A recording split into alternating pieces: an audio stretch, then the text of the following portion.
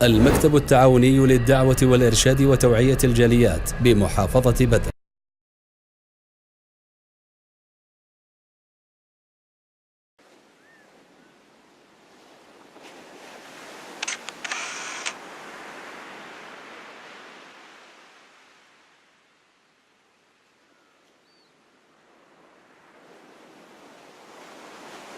Bismillahirrahmanirrahim. Wassalatu wassalam ala rasulillah wa ala alihi wa sahbihi wa man wala. Wa ba'd, assalamu alaikum wa rahmatullahi wa barakatuh. Sa ngalan ng Allah, ang mahabagi ng maawain, lahat ng papuri ay para kay Allah lamang, ang Panginoon ng sanglibutan. Naway ang pagpapala at kapayapaan ay mapasahuling sugo na si Propeta Muhammad sallallahu alaihi wasallam, sa kanyang pamilya at sa kanyang sahaba at sa lahat ng sumunod sa kanya hanggang sa huling araw.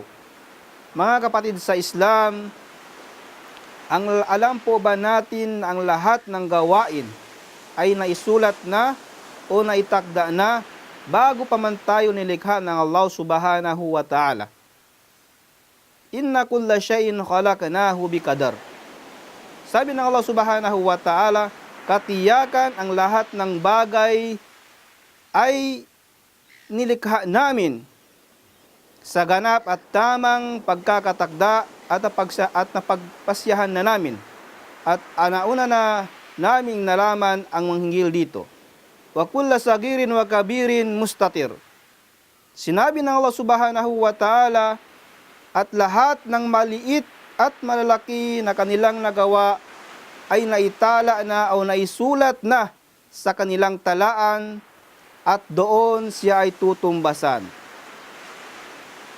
An Ibn Abbas radiyallahu anhuma fima yarwi an Rasul sallallahu alaihi wasallam fima yarwi an Rabbih tabaraka wa ta'ala qala inna Allaha katabal hasanat was sayiat summa bayyana dhalik faman hamma bi hasanatin falam ya'malha kataballahu 'indahu hasanatan kamilatan wa man hamma biha fa'amilaha kataballahu 'indahu asyara hasanatin ila sab'umiyatin dha'fin ila ad'afin katsira. Faman hamma bi sayyi'atin falam ya'malha kataballahu 'indahu hasanatan kamilatan. Faman hamma biha fa'amilaha kataballahu 'indahu sayyi'atan wahidatan. Sinabi sa hadis ang Propeta Muhammad sallallahu alaihi wasallam, sinabi ng Allah subhanahu wa ta'ala, katotohanan, sinulat ng Allah subhanahu wa ta'ala, itinagda ng Allah subhanahu wa ta'ala ang lahat ng mabubuti at masasamang gawain. Sinabi ng Allah subhanahu wa ta'ala, sino-sino ang naghahangad o nagbabalak gumawa ng kabutihan, subalit hindi niya ito natuloy, isusulat sa kanya ng Allah subhanahu wa ta'ala ng isang ganap na mabuti o isang kabutihan.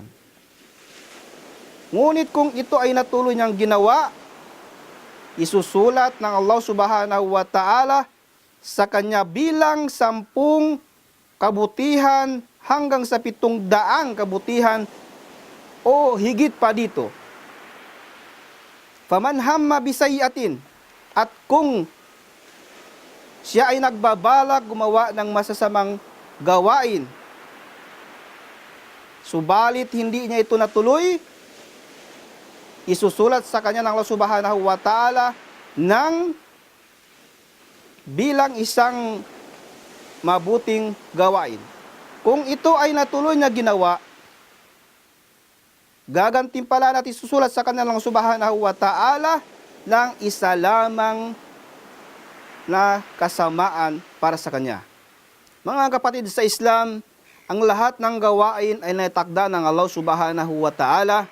Maliit man ito o malaki, masama man ito o mabuti, lahat ay naitakda na ng Allah subhanahu wa ta'ala.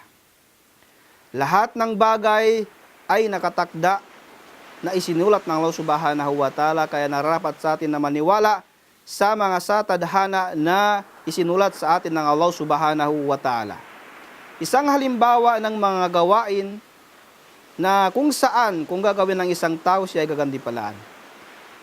Isang halimbawa, isang lalaki na gustong o naghahangad na magwudo o na maglinis, subalit hindi niya ito natuloy, gagantimpalat at isusulat lang sa kanya ng Allah Subhanahu wa Ta'ala bilang isang mabuting gawain.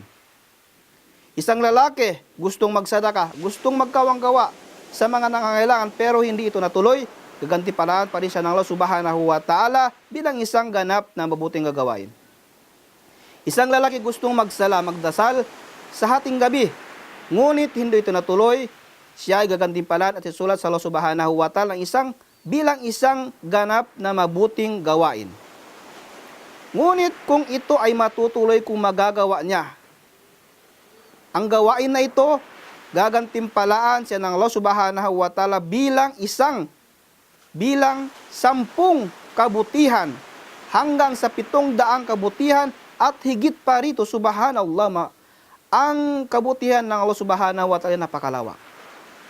Ngunit kung siya ay gagawa ng masama, ang halimbawa dito, isang lalaki gustong magnakaw, gustong naghahangad siya na magnakaw, ngunit hindi ito natuloy dahil sa takot niya sa Allah Subhanahu wa Ta'ala, dahil ito ay masama, dahil ito ay haram, siya ay gagantimpalaan o isusulat sa kanya ng Allah Subhanahu wa Ta'ala ang isang paghangad na ito bilang isang ganap na kabutihan.